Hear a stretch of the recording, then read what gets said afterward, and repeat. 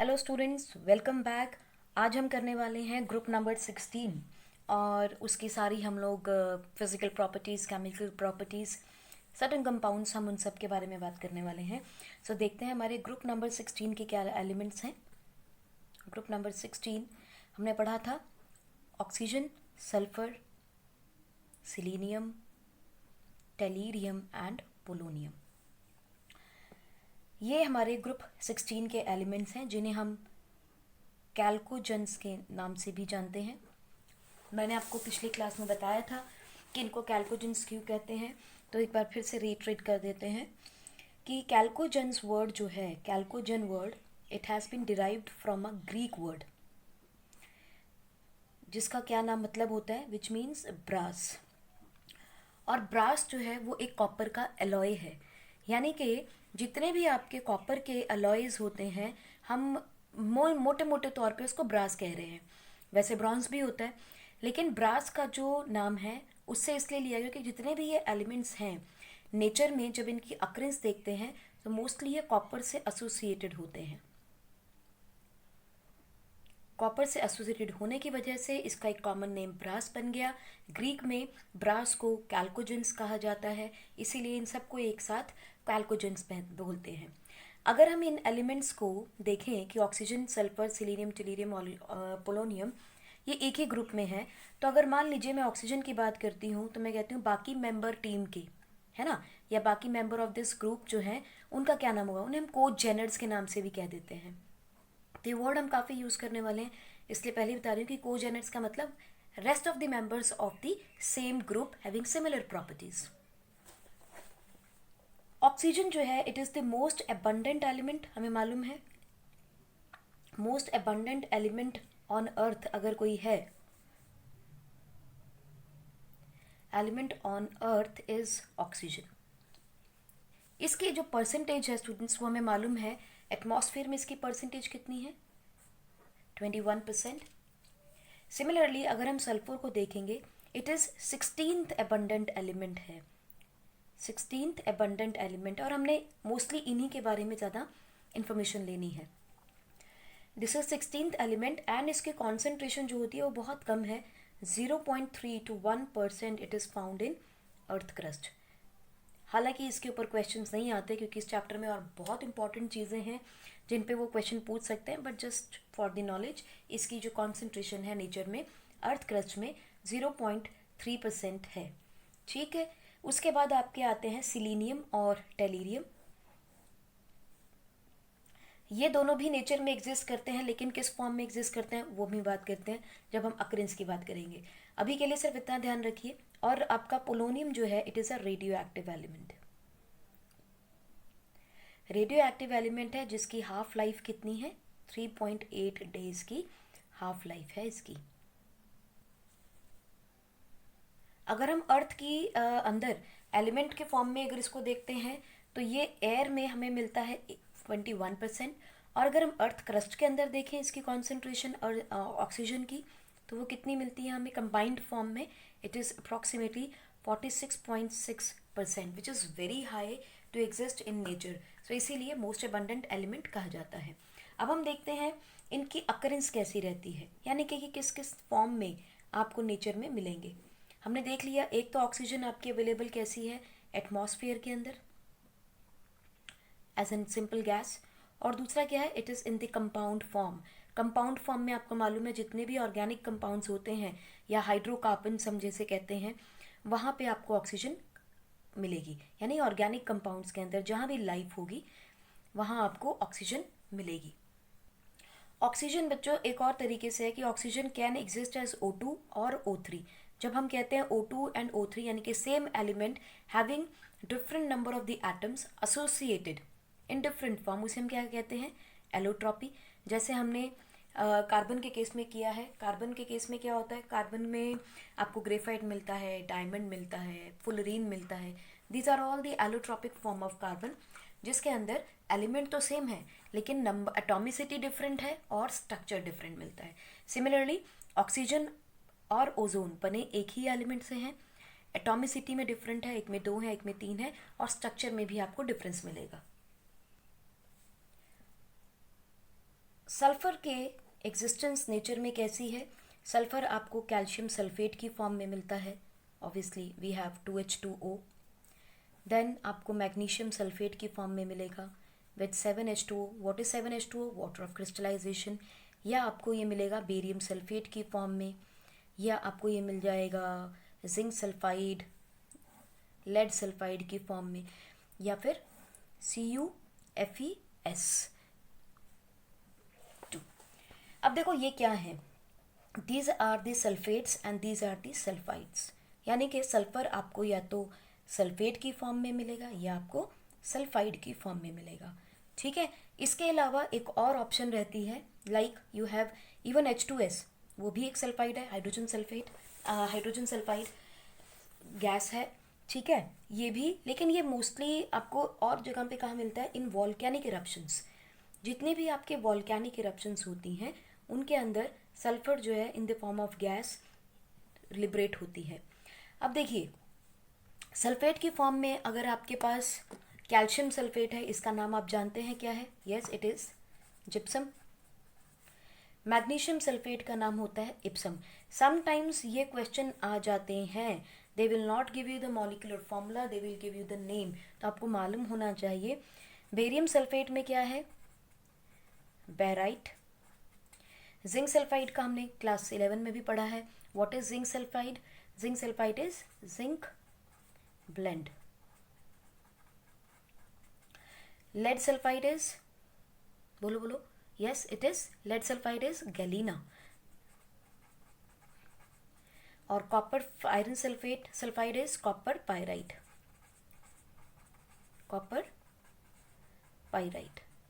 तो ये हमारे सल्फर के एग्जिस्टेंस है इन नेचर की, किस किस फॉर्म में आपको सल्फर मिलती है। सिमिलरली हम देख लेते हैं सिलीनियम और टेलीरियम के केस में भी।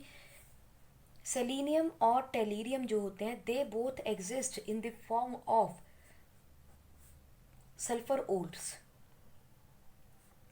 यानी कि ये आपको हमेशा सल्फर के ओर्स के साथ मिलते हैं और इनका जो एग्जिस्टेंस रहता है वो आपको मेटल सेलेनाइड के फॉर्म में या मेटल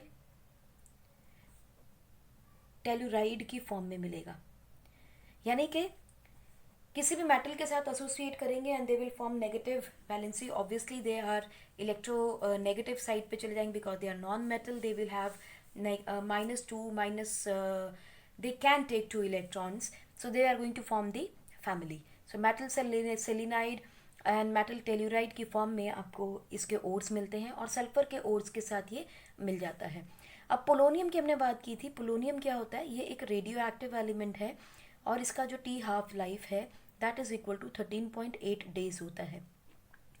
हमारे लिए बहुत काम का नहीं है, लेकिन सिर्फ इतना जानना है हमें कि ये it is a decay material of, यानी कि जब हम थोरियम को और यूरेनियम को यूटिलाइज करते हैं in case of you can say nuclear reactor, तो जो उसका बाय प्रोडक्ट है यानी कि वेस्ट प्रोडक्ट है that is the polonium. So it is a decay product और decay material of thorium and uranium. This is what is the occurrence of polonium. हमने allotropic form की बात की थी। एलोट्रॉपिक फॉर्म स्टूडेंट्स इस group के सारे एलिमेंट्स हमें देते हैं, सब में एलोट्रॉपिक फॉर्म मिलती है। ऑक्सीजन की हमने बात की है तो ऑक्सीजन होगा या O3 हो जाएगा। सल्फर का आपको याद होगा जब हमने सॉलिड स्टेट पढ़ा था तो हमने 2 तरह के सल्फर याद किए थे, एक था रोम्बिक सल्फर और एक हमने पढ़ा था monoclinic sulphur. These are the allotropes of sulphur. इसके अलावा जो सल्फर का स्ट्रक्चर है वो है पॉलीएटॉमिक, दैट इज S8, और इस स्ट्रक्चर को हम क्या बोलते हैं? दिस इज कॉल्ड एज पकड़ रिंग। पकड़ने वाला पकड़ नहीं, इंग्लिश में दूसरा पकड़ होता है, पकड़। सो दिस इज दी पकड़ रिंग। और ये पकड़ रिंग कैसी होती है? W। याद आ गया? हमने क्लास 10 में भी किया है कि इसका स्ट्रक्चर ड्रॉ कीजिए। सो इट इज अ पकड़ स्ट्रक्चर और दी पकड़ रिंग। ओह, रिंग की स्पेलिंग रिंग, ठीक। जैसे ऑक्सीजन के यूजुअली आपको 2 एटम्स कंबाइन करेंगे एक मॉलिक्यूल बनाने के लिए, तो सिमिलरली जो सल्फर है उसके कम से कम 8 एटम्स कंबाइन करते हैं। इस पॉइंट को ध्यान रखना, क्योंकि जब हम केमिकल प्रॉपर्टीज डिस्कस करेंगे वहाँ ये पॉइंट आएगा, वहाँ पे इसकी एटॉमिसिटी इसकी केमिकल नेचर को चेंज कर रही है। सिमिलरली आपका जो सिलीनियम है, हमें ज़्यादा नहीं हालांकि पढ़ना इसके बारे में, बस थोड़ा सा देख लेते हैं कि सिलीनियम जो है ये भी सल्फर की तरह ही है। It has 8 atoms combining together to form one single molecule, और इसकी 8 एलोट्रॉपिक फॉर्म्स होती हैं। 8 एलोट्रॉपिक फॉर्म्स सिलीनियम शो करता है। हम फटाफट से रिवाइज कर लेते हैं इसकी इलेक्ट्रॉनिक कॉन्फ़िगरेशन क्या है। ऑलरेडी हम लोगों ने जनरल ट्रेंड्स में पढ़ ली है, तो हम बस उसको रिकैप करेंगे। NS2 NP4, that is the general electronic configuration of this group. अगर हम एटॉमिक रेडियाई की बात करें या आयनिक रेडियाई की बात करें या कोवलेंट रेडियाई की बात करें, तो ये क्या हो रहे हैं, it is increasing down the group, correct. Similarly आपकी आयोनाइजेशन एनर्जी की बात करें तो it is decreasing down the group, it is decreasing down the group. Reasons हम ऑलरेडी डिस्कस कर चुके हैं। I am just taking a quick recap of all these properties. उसके बाद आपके पास आ जाता है आयनिक आयनाइजेशन एनर्जी के बाद इलेक्ट्रॉन गेन एंथैल्पी, या पहले इलेक्ट्रोनेगेटिविटी देखते हैं। इलेक्ट्रोनेगेटिविटी को क्या होगा, it will also decrease down the group, क्योंकि जैसे जैसे हम नीचे जाते हैं मेटालिक करेक्टर इंक्रीज करता है। तो यहाँ लिख ही लेते हैं, metallic character increases down the group. क्यों इंक्रीज कर रहा है, बिकॉज आयोनाइजेशन एनर्जी कम हो रही है। इसका मतलब बहुत कम अमाउंट ऑफ एनर्जी देने के बाद इलेक्ट्रॉन जो है वह एटॉर ऑर्बिटल को लूज कर सकता है और आयनाइज हो जाएगा। So that is why it will give out the electrons, और इसीलिए वो मेटालिक करेक्टर इंक्रीज कर रहा है। फिर हम देख लेते हैं इलेक्ट्रॉन गेन एंथैल्पी क्या है। Electron gain enthalpy, electron gain enthalpy बच्चों वो एनर्जी होती है जब हम कोई भी इलेक्ट्रॉन एक ऑर्बिट के अंदर डाल देते हैं, उसे लो एनर्जी पे लेकर आए हैं। देखिए इसको थोड़ा सा मैं यहाँ समझा देती हूँ फिर से, कि अगर मान लीजिए ये मेरा न्यूक्लियस है और ये मेरा इलेक्ट्रॉन है और ये ऑर्बिटल है जो कि इलेक्ट्रॉन एक्सेप्ट करने की कैपेसिटी में है, तो जो इलेक्ट्रॉन बाहर से आएगा definitely it is at higher energy. अगर ये हायर एनर्जी के ऊपर है और इसको मैं इस ऑर्बिटल के अंदर लेकर आऊं, तो व्हाट विल हैपन, ये इलेक्ट्रॉन यहाँ आ जाएगा। अगर ये इलेक्ट्रॉन यहाँ आएगा it will have less energy, ठीक है। तो इस एनर्जी और इस एनर्जी का डिफरेंस का क्या होगा, इट विल बी लिबरेटेड। तो जो एनर्जी बाहर निकाली जाती है दैट इज ऑलवेज नेगेटिव। क्योंकि एनर्जी निकल रही है इसीलिए इसको नेगेटिव कह देते हैं। So negative electron gain enthalpy का डाउन द ग्रुप क्या हाल हो जाएगा, क्योंकि ऑर्बिटल की स्पेस बढ़ती चली जाएगी, अंदर के जो इलेक्ट्रॉन्स है वो न्यूक्लियस को शील्ड कर लेंगे, जिसकी वजह से इलेक्ट्रॉन रिपल्शन जो है वो बढ़नी शुरू हो जाती है। इलेक्ट्रॉन अंदर आने की कैपेसिटी रख नहीं पाता और हमें ज़्यादा एनर्जी देनी पड़ती है। एज अ रिजल्ट जो electron gain enthalpy negative electron gain enthalpy है वो नीचे जाते जाते डिक्रीज करेगी। किस मामले में, it will be less negative का मतलब क्या हो जाएगा, कम एनर्जी लिबरेट हो रही है। So down the group it generally decreases. और हमने इसके अंदर एक डिफरेंस ऑफ बिहेवियर देखा था, किस केस में देखा था, ऑक्सीजन के केस में देखा था। ऑक्सीजन के केस में जो नेगेटिव गेन एंथैल्पी है वो बहुत लो है, जबकि नीचे के ट्रेंड में डिक्रीज हो रही है। लेकिन सबसे कम किसकी मिल रही है, हमें ऑक्सीजन की मिल रही है। क्यों मिलती है, क्योंकि इसके अंदर डी ऑर्बिटल नहीं है, there is no D orbital in oxygen, पहली चीज। इसीलिए जो इलेक्ट्रॉन पास पड़े हैं सेकेंड ऑर्बिटल के अंदर वो रिपेल करते हैं। As a result PP electron की रिपल्शन ज़्यादा हो जाएगी, और रिपल्शन जब ज़्यादा होगी तो इलेक्ट्रॉन आएगा ही नहीं, जब आएगा ही नहीं तो एनर्जी ज़्यादा रिलीज होगी नहीं। So it is very less negative in case of oxygen, और we can say that electron gain enthalpy in case of oxygen is the smallest. So यहाँ पे अगर हम इलेक्ट्रॉन गेन एंथैल्पी का ट्रेंड देखना चाहें तो क्या होगा, सल्फर की सबसे ज़्यादा इलेक्ट्रॉन गेन एंथैल्पी है, उसके बाद सिलीनियम, देन टेलीरियम, उसके बाद पोलोनियम, और सबसे कम किसकी है, ऑक्सीजन की। सो ये ट्रेंड हमारे लिए आइडेंटिफाई करना ज़रूरी है कि इस केस में ऑक्सीजन की सबसे कम है because of P electron repulsion. Quickly हम लोग एक रिकैप देखेंगे फिजिकल प्रॉपर्टीज का इन ग्रुप नंबर 16। ठीक है, अब ग्रुप नंबर 16 में अगर हम देखें, सबसे पहली चीज ऑक्सीजन और आपका जो सल्फर है, दीज आर नॉन मेटल्स। सबसे पहले हम मेटालिक कैरेक्टर को ही देख लेते हैं। उसके बाद आपके पास सिलीनियम एंड टेलीरियम है, दीज आर मेटलॉइड्स।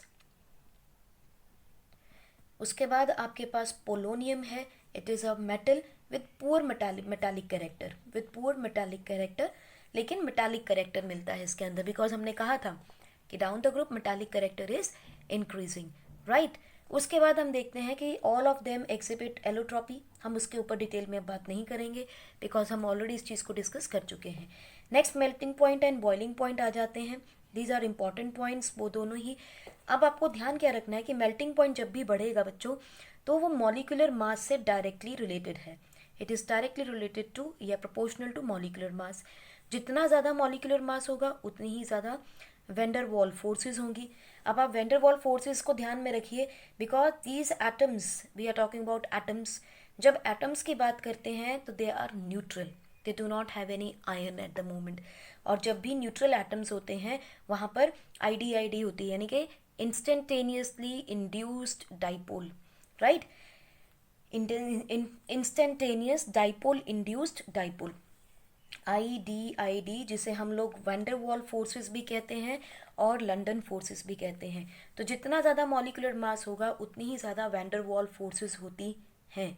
सो इसीलिए जो मेल्टिंग पॉइंट है उसका एक जनरल ट्रेंड बनता है, that is down the group it is going to increase. So melting point increases down the group.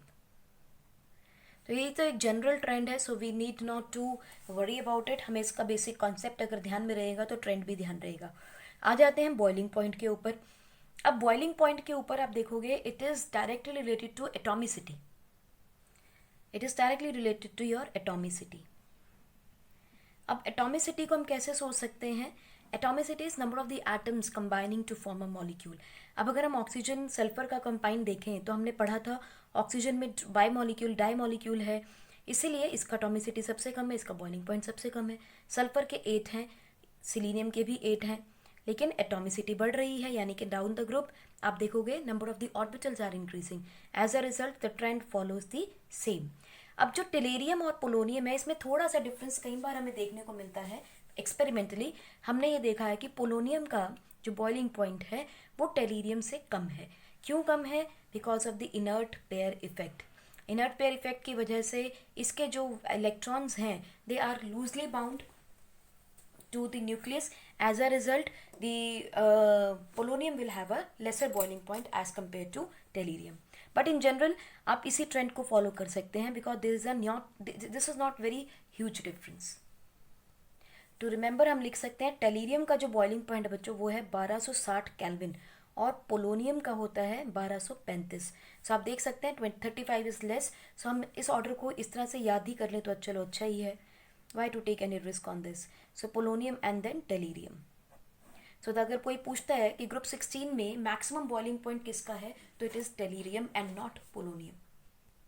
And for the same reason अगर हम मेल्टिंग पॉइंट की बात करें तो उसका भी ट्रेंड यही होता है बिकॉज पोलोनियम का मेल्टिंग पॉइंट जो है वो कम होता है और टेलीरियम का मेल्टिंग पॉइंट ज़्यादा है। So the melting point and boiling point of tellurium is highest in the group.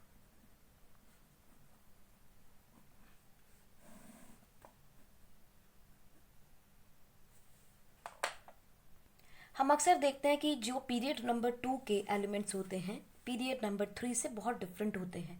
तो why there is an anomalous behaviour of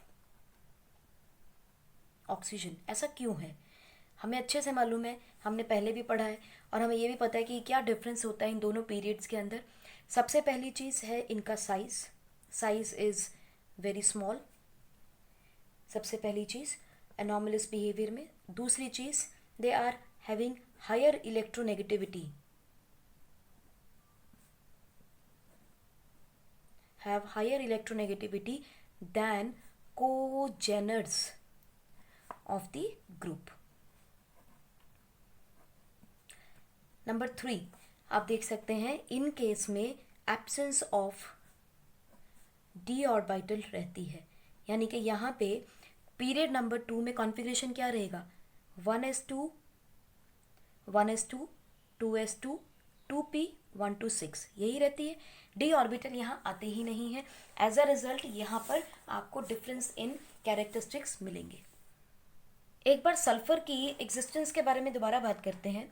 sulphur की अगर हम प्रेजेंस देख रहे हैं तो हमने देखा कि ये सल्फेट की फॉर्म में या सल्फाइड की फॉर्म में मिल रहा है। इसके अलावा बहुत सारे ऑर्गेनिक कंपाउंड्स भी हैं जिसमें हमें मिलता है। ऑर्गेनिक सब्सटेंसेस कौन से हैं आपने देखा होगा, लहसुन जो है, गार्लिक, उसमें से एक पंजेंट से स्मेल आती है, that is because of sulphur. Similarly onion में से भी आपको एक अजीब सी स्मेल आती है, वो भी आपको अनियन में सल्फर की वजह से है। एग में देखोगे आप, उसके अंदर भी आपको जो स्मेल आती है वो भी सल्फर की वजह से है। बहुत सारे ऐसे प्रोटीन्स हैं विच आर कंबाइंड फॉर्म में आपको सल्फर की फॉर्म में मिलते हैं। मस्टर्ड में भी आपका सल्फर मिलता है, आपको बालों में आपके सल्फर का कंपाउंड रहता है, and wool also has sulfur. So these are the organic natural substances जिनमें आपको सल्फर मिलती है। यहीं पे बात करते हैं कि हमने पढ़ा है कि कोवेलेंसी मैक्सिमम कितनी हो सकती है, जितने कि उसके पास एम्प्टी ऑर्बिटल्स होंगे, करेक्ट। अब देखो अगर हम ऑक्सीजन की बात करें तो ऑक्सीजन की कॉन्फ़िगरेशन होगी 1s 2s और ये रहा px py एंड pz। हमें अच्छे से पता है कि ये px, ये py और ये pz हो गया, ठीक है। px py and pz 3 orbitals होते हैं। अब इसके अंदर हमारे पास कितने इलेक्ट्रॉन्स है, इसका ऑक्सीजन की कॉन्फ़िगरेशन क्या होती है, 2s2 2p4। तो इसका मतलब पहले सारे एक सिमिलर स्पिन के इलेक्ट्रॉन फिल किए जाएंगे and then all these orbitals are of similar energy, same energy के होते हैं चैनल से, तो आप किसी में भी फिल कर सकते हो। जस्ट सुटेबिलिटी और कंफर्टेबिलिटी के लिए हम लोग उसको सबसे पहले ऑर्बिटल में डाल देते हैं। अब देखिए अगर मान लीजिए मैं इस इलेक्ट्रॉन को सेपरेट कर दूं, चलो सेपरेट कैसे करोगे आप, 2 ही ऑर्बिटल बचे हैं मेरे पास, यहाँ से एक इलेक्ट्रॉन यहाँ आ सकता है, यहाँ से एक इलेक्ट्रॉन यहाँ आ सकता है, क्या इससे आगे एक्सपैंड कर सकता है, नहीं कर सकता है। यानी कि कंबाइन करने के लिए इसके पास सिर्फ और सिर्फ यही 2 एम्प्टी ऑर्बिटल्स हैं और कोई एम्प्टी है ही नहीं, ये भी फुल है, ये भी फुल है, ये भी फुल है। और हमें मालूम है कि फुल्ली फिल्ड ऑर्बिटल्स जो होते हैं दे do not participate in bond formation, क्योंकि वो स्टेबल होते हैं। सो मेरे पास बचे क्या, सिर्फ 2। सो इसका मतलब इसकी मैक्सिमम कोवेलेंसी क्या हो सकती है, इसकी मैक्सिमम कोवेलेंसी हो सकती है ओनली 2। इसीलिए आपने देखा है ऑक्सीजन मोस्टली डबल बॉन्ड बनाएगा, इसीलिए नॉर्मली मॉलिक्यूलर फॉर्म में ऑक्सीजन डबल बॉन्ड ओ ही आपको बनाता है। बट कोवेलेंसी के लिए हम क्या देखते हैं कि कितने मेरे पास ऑर्बिटल, टाइप ऑफ ऑर्बिटल हैं, मेरे पास है तो एस है या पी है। तो अगर मैं मैक्सिमम कोवेलेंसी की बात करूँ, ये कितनी शो कर सकता है, पॉसिबल कितनी है शो करनी, पॉसिबल कोवेलेंसी इज 4। लेकिन ये बहुत ही रेयर कहीं 4 दिखाई देती है इसमें, बिकॉज एम्प्टी ऑर्बिटल मेरे पास सिर्फ 2 ही हैं और कोई ऑप्शन नहीं बचती है। सो ये अपनी कोवेलेंसी जो शो करता है, मैक्सिमम कोवेलेंसी शोन क्या है, दैट इज 2। पॉसिबल 4 है, पॉसिबल 4 है, होती नहीं है लेकिन होती कितनी है, 2। बिल्कुल वैसे ही जैसे हमने सॉलिड स्ट्रक्चर में पढ़ा था कि क्रिस्टल्स के टाइप कितने हो सकते हैं, एटलीस्ट 21 टाइप के क्रिस्टल मिल सकते हैं, लेकिन मिलते कितने हमें, ब्रेवियस लैटिस मिले कितने थे, 14। तो सिमिलरली एग्जिस्टेंस होने में यानी प्रैक्टिकल चीज़ में और आपकी थ्योरेटिकल चीज़ में बहुत फ़र्क मिलता है हमें। थ्योरेटिकली तो हम कह सकते हैं हाँ ये सब भी हो सकता है, वो सब भी हो सकता है, बट जब प्रैक्टिकली उसे करने चलते हैं तो हमें लगता है कि नहीं, ये चीज़ें पॉसिबल नहीं है। सिमिलरली यहाँ भी इसकी मैक्सिमम कोवेलेंसी ये मोस्ट ऑफ द टाइम आपको 2 ही शो करता है। अब चलते हैं हम लोग इस ग्रुप की केमिकल प्रॉपर्टीज़ के ऊपर। फिजिकल प्रॉपर्टीज़ यहाँ कल्मिनेट करते हैं और चल देंगे केमिकल प्रॉपर्टीज़ पे। केमिकल प्रॉपर्टीज़ में सबसे पहली चीज़ जो हमने देखनी है वो है इसका ऑक्सीडेशन नंबर या ऑक्सीडेशन स्टेट। ऑक्सीडेशन स्टेट में अगर आप देखें तो हमें क्या क्या मिल सकती है यहाँ पे ऑक्सीडेशन स्टेट, हमें यहाँ -2 मिल सकती है, क्योंकि इसमें जो कॉन्फ़िगरेशन है वो है NS2 Np4, चाहिए कितनी 6। तो अगर 2 इलेक्ट्रॉन ले ले तो Np6 बन सकती है, करेक्ट। दूसरी ऑप्शन हो सकती है इट कैन शो +4, कि चारों के चारों इलेक्ट्रॉन्स छोड़ दे, कोई दिक्कत नहीं है, छोड़ सकता है। तीसरी ऑक्सीडेशन स्टेट क्या बन सकती है, +2 भी बन सकती है, it can show an intermediate product with +2 also. और चौथी आपकी बन सकती है 6 के 6 इलेक्ट्रॉन्स यहाँ से निकल जाएं और सिर्फ 1s2 रह जाए, तो +6 भी बन सकती है। So all 4 oxidation states are possible. लेकिन दिखाता कौन कौन क्या क्या है। ऑक्सीजन जो है वो आपको मोस्ट ऑफ द टाइम कैसी ऑक्सीडेशन स्टेट देता है, +2। लेकिन हमने जब चैप्टर हाइड्रोजन पढ़ा था तब हमने देखा था कि ये ऑक्सीजन जो है वो कई और तरीके के ऑक्सीडेशन स्टेट्स दिखा रहा था। कौन कौन सी थी, -1 दिखा रहा था, और क्या दिखाता है, -1/2 भी दिखाता है। अब हमें पता है -2 तो सिंपल ऑक्साइड की लेयर है इसकी, अगर -1 हो जाए तो इट बिकम्स पर ऑक्साइड, और अगर -½ हो जाए तो इट बिकम्स सुपर ऑक्साइड। अब आपको कुछ याद आया होगा, मैंने आपको एक सिंपल फॉर्मूला याद कराया था, OP सर 3। ये कहाँ किया था हमने, ये हमने किया था S ब्लॉक के एलिमेंट्स में, जहाँ पर सोडियम की बात की थी। जरा देखते हैं, एक बार रिकैप ले लेते हैं यहाँ पे एलिमेंट्स की। जब S ब्लॉक के फर्स्ट ग्रुप की एलिमेंट की बात की थी तो हमने कहा था lithium, sodium, potassium, lithium, sodium, potassium, Leena की रब से फरियाद, सीजियम एंड फ्रेंशियम। ठीक, यही एलिमेंट्स हैं हमारे ग्रुप 1 के। तो मैंने क्या कहा था आपको, OP सर 3, माने ऊपर लिथियम जो है वो क्या बनाता है, oxide. Sodium and potassium, sodium क्या बना सकता है, ये ऑक्साइड भी बनाता है और पर ऑक्साइड भी बनाता है।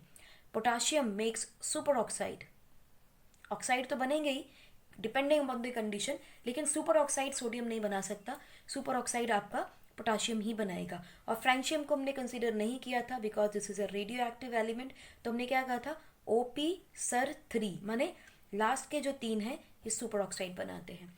और आपको ये भी याद आना चाहिए कि क्यों बताया था, because of the size of the cation. अगर साइज कटायन का बढ़ता चला जाएगा तो हायर ऑर्डर ऑक्सीडेशन स्टेट के अनायन जो है वो कंबाइन कर सकते हैं, तो वो संभाल सकता है उसकी बड़े स्ट्रक्चर को सुपर ऑक्साइड के, इसलिए वो बना लेता है। तो यहाँ पे वापस आते हैं ज़रा ऑक्सीडेशन स्टेट के ऊपर, कि ऑक्सीजन की आपको ऑक्सीडेशन स्टेट -2 भी मिल सकती है, -1 भी मिल सकती है और ½ भी मिल सकती है। क्या कोई और ऑक्सीडेशन स्टेट भी हो सकती है, सोचो ज़रा। आपको याद आएगा हमने एक और ऑक्सीडेशन स्टेट की बात की थी, अगर कोई भी ऑब्जेक्ट या एलिमेंट अपनी मॉलिक्यूलर फॉर्म में होता है तो उसके ऊपर ऑक्सीडेशन नंबर हम क्या लिखते हैं, 0। बट खैर this is standard for all, इसीलिए यहाँ पर इसको डिस्क्राइब नहीं करते हैं, क्योंकि ये सभी केसेस में है।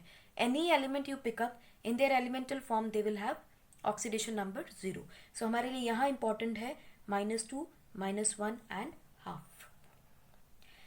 ऑक्सीजन जो है वो मैक्सिमम हमें कौन सी ऑक्सीडेशन स्टेट देता है, मैक्सिमम हमने +-2 देखी है।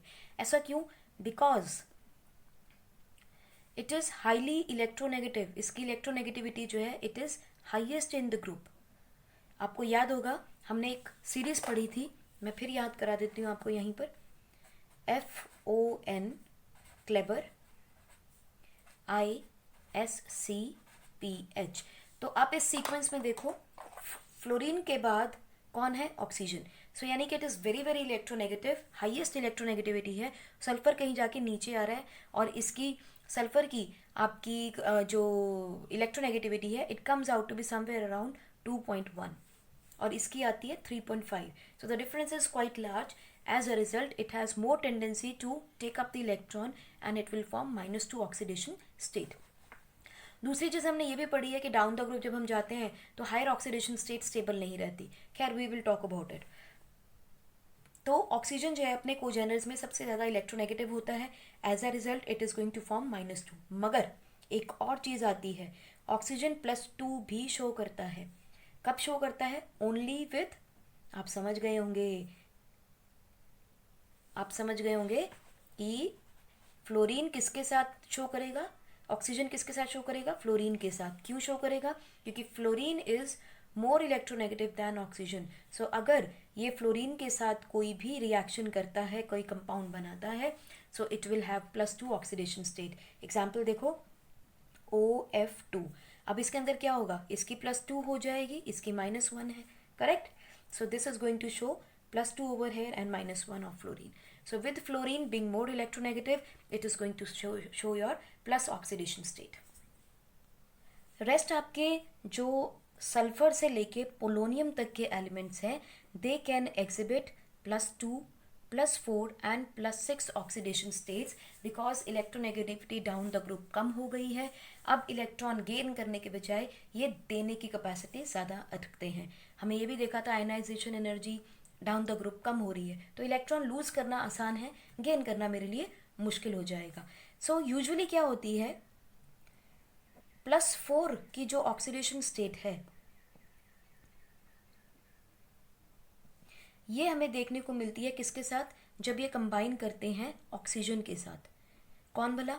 सल्फर, और सल्फर से लेके पोलोनियम तक के एलिमेंट्स जब ऑक्सीजन के साथ कंबाइन करते हैं तो हमें मोस्ट ऑफ द टाइम +4 की ऑक्सीडेशन स्टेट देते हैं। लेकिन अगर यही एलिमेंट्स आपके फ्लोरीन के साथ कंबाइन करें तो क्या होंगे? Because fluorine is more electronegative, oxidation state बढ़ जाएगी। सो फ्लोरीन के साथ कैन गिव +6 ऑक्सीडेशन स्टेट, ठीक है? और हमें ये मालूम है down the group stability of higher oxidation state decreases. Down the group stability of higher oxidation state decreases. So हमें वहाँ क्या ज़्यादा मिलेगा? +4। +4 की ऑक्सीडेशन स्टेट हमें ज़्यादा मिलती है because it becomes more stable down the group rather than +6 because of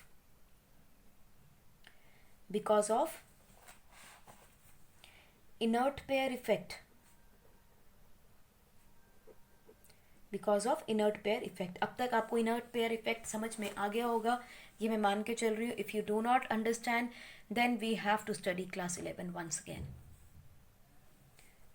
+4 के साथ साथ आप +2 भी कह सकते हो, क्योंकि पोलोनियम जो है वो आपको +4 या +2 दोनों ऑक्सीडेशन स्टेट दिखाता है। As we go down lower oxidation state becomes more stable. Chemical properties में फर्दर देखते हैं हम इसकी reactivity with hydrogen of group 16। अगर ये पानी के साथ हाइड्रोजन के साथ रिएक्ट करते हैं तो क्या करेंगे? होगा क्या? हाइड्रोजन एक गैसियस मॉलिक्यूल है, इसके साथ जब कोई भी E यानी कि E is the any element of group 16 react करेगा तो क्या बनाता है? H2E बनाएगा, ठीक है? पहली चीज। दूसरी चीज क्या है? जितने भी इसके कंपाउंड बनेंगे दे will have acidity, this will increase down the group. अब एसिडिटी बढ़ेगी या कम होगी, इसको समझने का ना तरीका बहुत आसान है। आपको सिर्फ एक सिंपल कॉन्सेप्ट ध्यान रखना है that acidity it is directly proportional to the oxidation state of central atom, directly proportional to oxidation state of hydrogen central atom. अब देखो, अगर हम लोग ध्यान से देखें डाउन द ग्रुप आपकी जो इलेक्ट्रोनेगेटिविटी है वो कम हो रही थी, इसका मतलब मेटालिक कैरेक्टर बढ़ रहा था, आयनाइजेशन एनर्जी कम हो रही थी। इसका मतलब डाउन द ग्रुप जो पॉजिटिव चार्ज है, ऑक्सीडेशन स्टेट है, वो बढ़ रही थी। -2 से हम +4 +6 +4 तक जा रहे थे। सो इसका मतलब down the group central atom के ऊपर जो ऑक्सीडेशन स्टेट है वो +4 या +6 मिलता है, तो इसका मतलब down the group acidity increase कर जाएगी। सिंपल है। इसे एक और तरीके से हम समझ सकते हैं, अगर हम एसिडिटी को ही रिलेट करें तो हम ये भी कह सकते हैं कि it is inversely proportional to hydrogen and the element bond dissociation energy. माने अगर ये बॉन्ड टूट जाए तो इलेक्ट्रॉन गिव आउट हो जाएगा। इलेक्ट्रॉन देने का मतलब ही एसिडिटी है, यानी कि H पॉजिटिव की हम बात करें अगर, तो वही है ना एसिडिटी, इलेक्ट्रॉन का रिलीज हो जाना। अगर इलेक्ट्रॉन बाहर जा रहा है तो आपकी एसिडिटी बढ़ रही है। तो जैसे जैसे हम नीचे जा रहे हैं हाइड्रोजन और इस इलेक्ट्रॉन की बॉन्ड डिसोसिएशन एनर्जी डिक्रीज कर रही है down the group, decreases down the group. As a result acidity increases. So आपको ये दो की पॉइंट याद रखने हैं. अगर आपको किसी भी ग्रुप में एसिडिटी बतानी है उसका ट्रेंड क्या रहेगा तो आप यहाँ से समझ सकते हैं. ठीक है, आगे चलते हैं. नेक्स्ट आता है आपका थर्मल स्टेबिलिटी. इसी में ही हाइड्रोजन के साथ जब ये कंबाइन किए हैं तो ऐसे कंपाउंड की थर्मल स्टेबिलिटी कैसी रहेगी उसके बारे में भी बात कर लेते हैं. देखो स्टूडेंट, थर्मल स्टेबिलिटी में क्या होगा, आपके पास जो भी कंपाउंड बनता है, मान लेते हैं H2E है, ठीक है. थर्मल स्टेबिलिटी का मतलब है इट विल डिकम्पोज. डिकम्पोज का मतलब है कितनी एनर्जी मैं इसको दूं कि ये टूट जाए, यानी कि बॉन्ड डिसोसिएशन एनर्जी कितनी चाहिए कि ये टूट के डिकम्पोज हो जाए. यही हुआ. अगर ये कम हो रही है बॉन्ड डिसोसिएशन एनर्जी तो थर्मल स्टेबिलिटी को क्या होगा, वो भी कम हो जाएगी, क्योंकि कम एनर्जी देनी पड़ेगी, डिकम्पोज हो जाएगा. सो इट मीन्स अगर हम यहीं पर बात कर लें तो बॉन्ड आपकी थर्मल स्टेबिलिटी जो है it is directly proportional to hydrogen element bond dissociation energy. जितनी ज़्यादा होगी उतनी थर्मल स्टेबिलिटी होगी, जितनी ये कम होगी उतनी कम थर्मल स्टेबिलिटी होगी. इसका मतलब down the group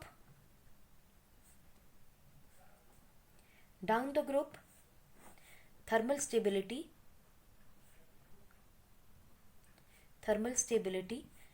bond dissociation energy decreases. Both of these decreases.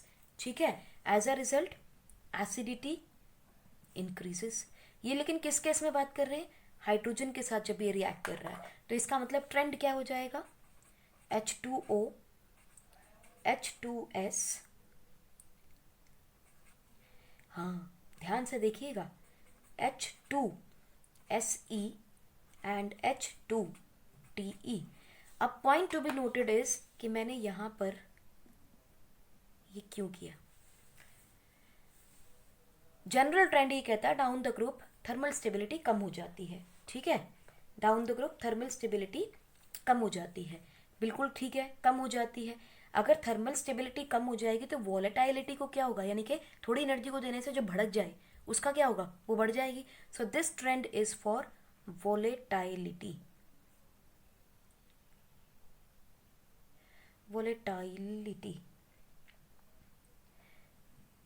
कौन सा एलिमेंट, कौन सा कंपाउंड इसमें वॉलेटाइल होगा, यानी कि थोड़ी एनर्जी देने पे जो ज़्यादा भड़क जाए, वो कौन है, ये होगा. तो थर्मल स्टेबिलिटी सबसे कम किसकी होगी, डेफिनेटली H2S की होगी. और सबसे ज़्यादा किसकी रहेगी, H2O की रहेगी. So the trend you will follow is for thermal stability, यहाँ मार्क करते हैं, H2O की थर्मल स्टेबिलिटी H2S से ज़्यादा होगी. करेक्ट. और उसके बाद आपके जितने भी हाइड्रोजन के कंपाउंड्स बनते हैं इसमें, hydrogen sulphide, hydrogen selenide, hydrogen telluride and hydrogen polonide. हम पोलोनियम को इतना कंसिडर नहीं करेंगे इसके अंदर, so we can just leave it, लेकिन बाकी के कंसिडर करने हैं. अब क्योंकि हमने कहा है कि ये एसिडिक करेक्टर बढ़ता है डाउन द ग्रुप, इलेक्ट्रॉन देने की कैपेसिटी बढ़ जाती है, इसका मतलब हम दूसरे को क्या कर रहे हैं, रिड्यूस. हमें मालूम है रिमूवल या लॉस ऑफ इलेक्ट्रॉन को हम क्या कहते थे, oxidation. Loss of electron is oxidation and gain of electron is reduction. अब हमने कहा है कि डाउन द ग्रुप एसिडिटी बढ़ रही है, इलेक्ट्रॉन देने की कैपेसिटी बढ़ रही है, इसका मतलब दूसरे को क्या करने की कैपेसिटी बढ़ रही है, रिड्यूस करने की. So we have good reducing power, they are good reducing agents, these are the good reducing agents. और इसके अंदर भी सबसे अच्छा reducing agent कौन है, डेफिनेटली डाउन द ग्रुप. इसका मतलब हमारा जनरल ऑर्डर क्या बनेगा, this is going to be the general order. लेकिन आप देखिए वाटर है, वाटर में ऑक्सीजन भी है और हाइड्रोजन भी है. सो यहाँ क्या पॉसिबल है, यहाँ पॉसिबल है हाइड्रोजन बॉन्डिंग. और हमें पता है कि hydrogen bond is stronger than the van der Waals forces which is existing among these compounds. So इसका मतलब जो वाटर है उसकी रिड्यूसिंग पावर जो है वो कैसी होगी, कम हो जाएगी सल्फर से. सल्फर की रिड्यूसिंग पावर ज़्यादा है, लेकिन जनरल ट्रेंड को फॉलो करते हुए वाटर जो है उसका रिड्यूसिंग कैपेसिटी कम होगी, क्योंकि उसके अंदर स्ट्रॉन्ग हाइड्रोजन बॉन्ड बना हुआ है. It is not going to lose its electron easily, right. जब तक ये इलेक्ट्रोलिसिस नहीं करते हैं नॉल चीज़ें. बट बॉइलिंग पॉइंट का ट्रेंड क्या रहेगा, बॉइलिंग पॉइंट में because of hydrogen bond, because of hydrogen bond water का बॉइलिंग पॉइंट जो है वो सल्फर से ज़्यादा होगा, and then it will follow the normal trend, that is H2SE H2TE, ये नॉर्मल ट्रेंड को फॉलो करेगा। लेकिन डिफरेंस कहाँ मिल रहा है हमें बॉइलिंग पॉइंट में, बॉइलिंग पॉइंट पे हमें डिफरेंस मिलेगा between H2O and H2S, the only difference because of the hydrogen bonding. बाकी सब में जनरल ट्रेंड रिड्यूस की हो रहा है because of increase in atomicity, because of increase in atomicity number नीचे जाएंगे तो बल्क बढ़ता जा रहा है, as a result boiling point बढ़ता चला जाएगा। लेकिन वाटर का क्यों ज़्यादा है exceptionally, because of hydrogen bonding. So अगर हम कोई पूछता है what is the least boiling which compound और the hydride hydrogen compound in the oxygen family has the lowest boiling point, तो it is the H2S। So boiling point of H2S is lowest.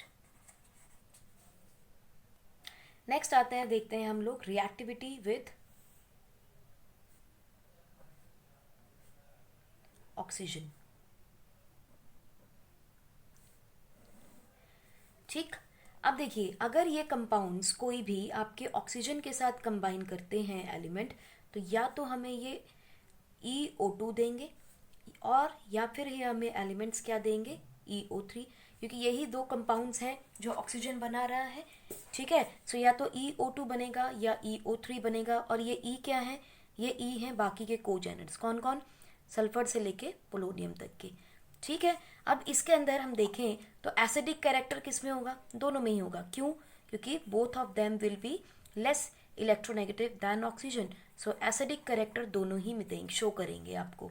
ठीक है जी, इसके अलावा अगर आप देखो oxygen जो है जब कंबाइन करती है सल्फर के साथ तो आपको क्या देती है, सल्फर डाइऑक्साइड। ऑक्सीजन ओजोन की फॉर्म में देख लो आप, या ऑक्सीजन मॉलिक्यूल की फॉर्म में देख लो, ये दोनों क्या है, गैसेस,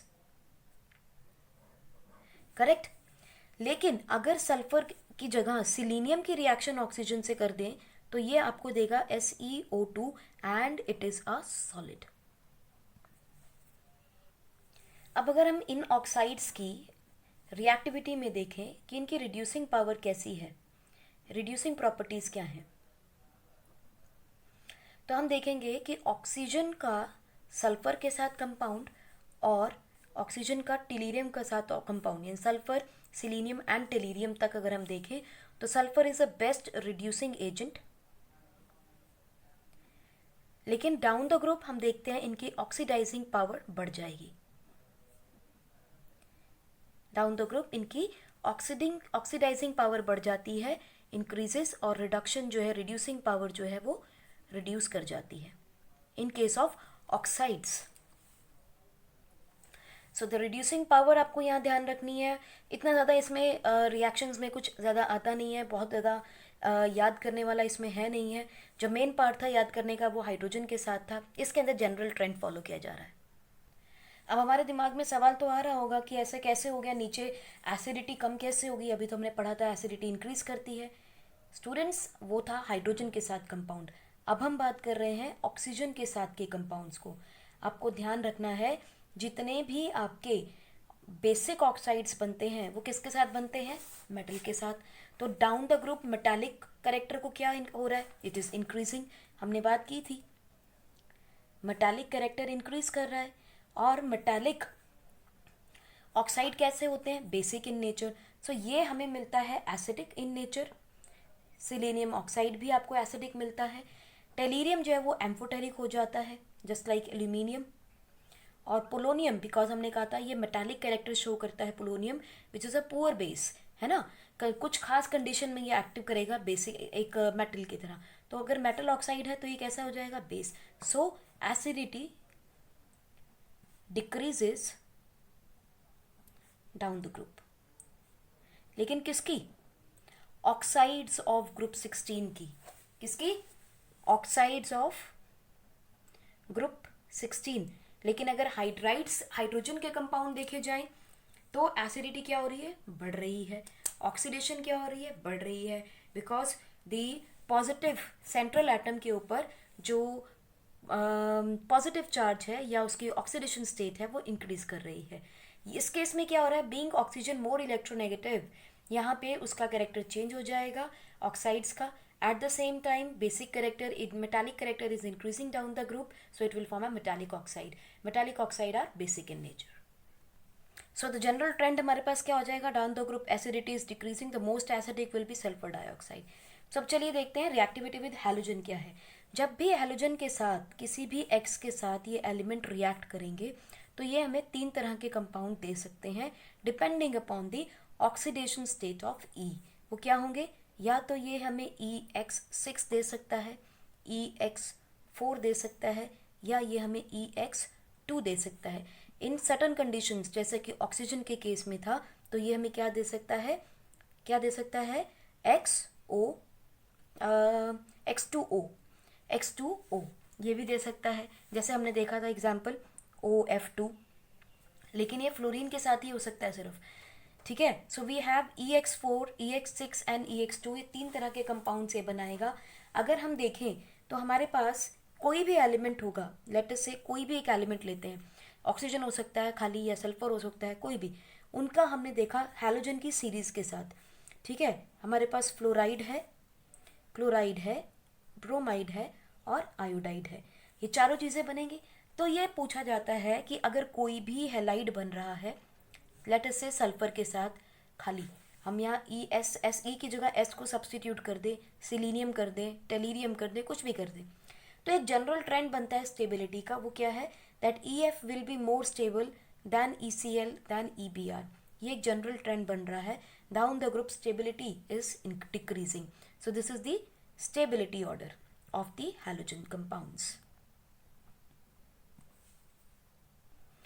EF6 की बात अगर हम करते हैं, फ्लोरीन की बात करते हैं, तो EF6 जो है it is only stable with fluorine. अगर X की जगह मैं F लगा दूं तो सिर्फ और सिर्फ फ्लोरीन है जो अपने 6 एटम्स के साथ यहाँ कंबाइन करके एक स्टेबल कंपाउंड बना सकता है, कंपाउंड बनाएगा। अगर आप सोचते हैं क्लोरीन आ जाए, ब्रोमीन आ जाए, आयोडीन आ जाए तो ये स्टेबल कंपाउंड नहीं बनाएगा। उसका रीज़न क्या है, it is the size of the anion will be increasing, as a result it is will lose its stability, क्योंकि फ्लोरीन का साइज छोटा है, very close to the nucleus, ठीक है। So the bond formation will be more stable, क्योंकि यहाँ sharing हो रही है, there is no transfer we are talking about as it is, कि वो पूरा उसका इलेक्ट्रॉन जो है लेके बैठ जाएगा, नहीं हो रहा है, ठीक है। सो यहाँ पर कोवलेंट बॉन्ड्स बन रही हैं। सो EF6 ओनली स्टेबल कंपाउंड बना रहा है and EF6 will be gaseous always, because state of energy will be, energy के पार्टिकल्स में एनर्जी काफ़ी रहती है, लेकिन बावजूद उसके it is a stable configuration which has got octahedral structure. अब ऑक्टाहेड्रल स्ट्रक्चर से आपको आपकी केमिकल बॉन्डिंग याद आ जानी चाहिए क्लास 11 की। इसकी कॉन्फ़िगरेशन क्या हो जाएगी, sp3d2। सो ऑक्टाहेड्रल के लिए हमें sp3d2 कॉन्फ़िगरेशन चाहिए होती है। इसमें भी अगर हम स्टेबिलिटी में देखें तो यहाँ भी EF6 में सल्फर का हेक्साफ्लोराइड जो होता है it has the highest stability, और इसकी हाईएस्ट स्टेबिलिटी जो है वो कहीं ना कहीं किस पे डिपेंड करती है, ज्योमेट्रिक आइसोमेरिज्म पे। तो ये आपको अगर हमने ध्यान से क्लास 11 में पढ़ा होगा तो हमें याद आ जाएगी, because of its steric reasons, steric माने ऑप्टिकल ज्योमेट्री, ऑप्टिकल आइसोमेरिज्म की वजह से हम बात कर रहे हैं। Because of the steric reasons, SF6 is most stable among all the hexafluorides. अगर हम इनमें टेट्राफ्लोराइड्स की बात करें, ठीक है, EF4 की, तो हम देखेंगे जिसमें SF4, सिलीनियम 4 एंड टेलीरियम 4, ये हमारे पास 4 मेन कंपाउंड्स बनेंगे। इसके अंदर SF4 जो है वो गैशियस रहता है, और उसके जैसे जैसे हम नीचे चले जाएंगे वैसे वैसे it will change the state from gaseous to solid. और इसके अंदर जो कॉन्फ़िगरेशन यानी हाइब्रिडाइजेशन रहती है आपकी, वो कैसी रहती है, आप समझ ही गए होंगे, 4 और 1 5, तो इट इज़ sp3d, ठीक है। अगर sp3d है तो इसका जो ज्योमेट्री है वो कैसी होनी चाहिए, we are not talking about the shape, we are structure, we are talking about the geometry. तो ज्योमेट्री के अंदर हम लोन पेयर भी कंसिडर करते हैं, तो इसका जो स्ट्रक्चर बनता है that is going to be trigonal, bipyramidal, bipyramidal, जिसके अंदर हमें मालूम है 3 हमारे इक्विटोरियल पोजीशंस पे होते हैं और 2 एटम हमारे एक्सियल पोजीशंस पे रहते हैं, ठीक है। तो this is called as trigonal bipyramidal. मगर SF4 का स्ट्रक्चर जो है वो बहुत खास स्ट्रक्चर है, क्योंकि इसमें आपको जो शेप मिलता है वो मिलता है सी सॉ शेप। आप सोच रहे होंगे सी सॉ शेप क्या है। सी सॉ शेप कुछ ज़्यादा कॉम्प्लिकेटेड नहीं है, उसमें सिर्फ इतना होता है कि इक्विटोरियल पोजीशन के ऊपर एक आपको लोन पेयर मिलता है।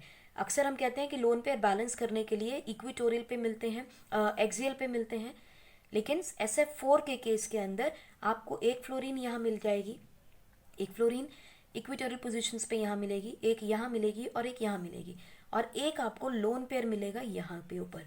सो now because of the VSEPR theory, lone pair और बॉन्ड पेयर के बीच में रिपल्शन होगा, as a result this will be flattening up, और ये दोनों के बीच में जो रिपल्शन है वो कम रहेगी। सो it will be like a seesaw. ये देखो, ये हो गया आपका सीसॉ, एक को यहाँ बिठा दो और एक को यहाँ बिठा दो, से हो गया ना आपका seesaw. So this is the shape of the SF4 compound. कहने के लिए कई बुक्स में सीसॉ को सीसॉ ज्योमेट्री भी कह देते हैं, बट एक्चुअली में it is a shape, it is not a geometry. From your hybridisation topic आप देखेंगे तो आपको शेप और ज्योमेट्री दोनों में फ़र्क दिखाई पड़ेगा। ज्योमेट्री में आप लोन पेयर कंसिडर करते हैं, क्योंकि मैंने यहाँ लोन पेयर बनाया है तो I can say it is a seesaw geometry. अगर मैं इसको नहीं बनाऊँ तो it will be a shape and it will not be seesaw geometry, इसे हम सीसॉ शेप कहेंगे। सिमिलरली अगर हम अब नेक्स्ट देखें EX2 की बात करें, तो इस केस के अंदर हम देखेंगे सारे जने जो हैं वो अपने कंपाउंड्स बनाते हैं, दे ऑल फॉर्म EX2, यानी कि सल्फर भी, ऑक्सीजन भी, सब बनाते हैं, एक्सेप्ट कौन, एक्सेप्ट सिलीनियम। सिलीनियम नहीं बनाता है इसको, और ये EX2 आपको most of the time chlorine या ब्रोमीन के साथ ही कंपाउंड्स मिलेंगे, फ्लोरीन के साथ नहीं मिलेगा। एक्सेप्ट आप थोड़ा सा आप देखेंगे तो ये आपको एक कंपाउंड जो मिला है वो ऑक्सीजन का मिल सकता है और किसी का नहीं मिलेगा, because fluorine is more electronegative than oxygen, so they can form a very good compound rather than any other element. So इसीलिए यहाँ पे X की जो वैल्यू है, यानी जो आपका हैलोजन होगा वो क्लोरीन होगा या ब्रोमीन होगा इन एलिमेंट्स के साथ, और सिलीनियम ये कॉन्फिगरेशन नहीं देता। It has been seen experimentally, so we cannot say कि why it is not there. Experimentally it has been observed कि बाकी सारे एलिमेंट्स में इनके साथ फॉर्म कर रहा है लेकिन बाकी के साथ नहीं फॉर्म करता है। सो इसका कॉन्फ़िगरेशन क्या रहता है, sp3, so definitely the geometry will be tetrahedral. अगर हम EX को देखें, यानी कि मोनोहेड्रल हेलाइड्स, मोनोहेलाइड्स को अगर हम देखें यानी EX को देखें, तो जब भी बनेंगे दे will form dimers because of stability issue. Like अगर हम सल्फर का देखें, SF है तो इनको दोनों को 2-2 कर देना पड़ेगा, ठीक है। सिमिलरली अगर आप सिलीनियम का देखते हो क्लोरीन के साथ तो ये भी आपको 2-2 बना देगा, ठीक है। But we are talking about dimers, we are not talking about the molecules that is जिसमें ऑक्सीडेशन स्टेट आपके एलिमेंट की +2 है, we are talking about dimers. So इसमें क्लोरीन के साथ ये रिएक्ट कर सकता है। Again the configuration in these will be sp3 and the geometry will be tetrahedral. और जितने भी आपके डायमर्स होंगे they will undergo disproportionation reaction. आप सोचो क्या है डिसप्रपोर्शनेशन रिएक्शन, डिसप्रपोर्शनेशन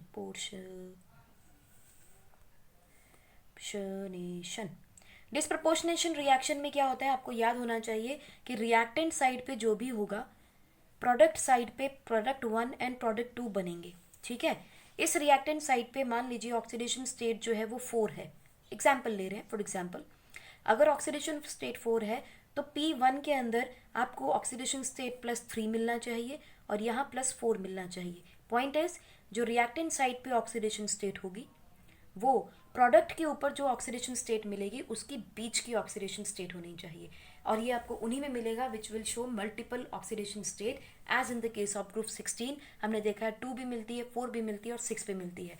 सो अगर यहाँ 4 है तो एक की ऑक्सीडेशन स्टेट मुझे 2 मिल जानी चाहिए और दूसरी की ऑक्सीडेशन स्टेट मुझे 6 मिल जाए, या 0 भी हो सकती है क्योंकि ये 4 से कम है और एक 4 से ज़्यादा है, तो ऑक्सीडेशन भी हो रहा है और रिडक्शन भी हो रहा है। In the same reaction it is a redox reaction जिसमें भी ये डिसप्रपोर्शनेशन रिएक्शन है।